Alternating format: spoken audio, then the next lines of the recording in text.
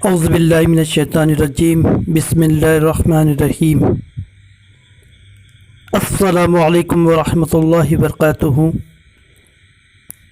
آج کی حدیث امیر و حاکم کا انجام۔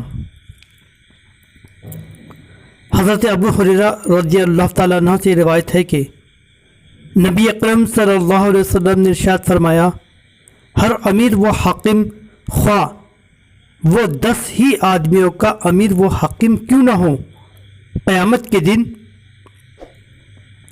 اس طرح لایا جائے گا کہ اس کی گردن میں طوق ہوگا، یہاں تک کہ اس کو اس طوق سے یا تو اس کا عدل نجات دلائیں گا یا اس کا ظلم ہلاک کر دیں گا۔ حدیث بحوالہ مشکوٰۃ۔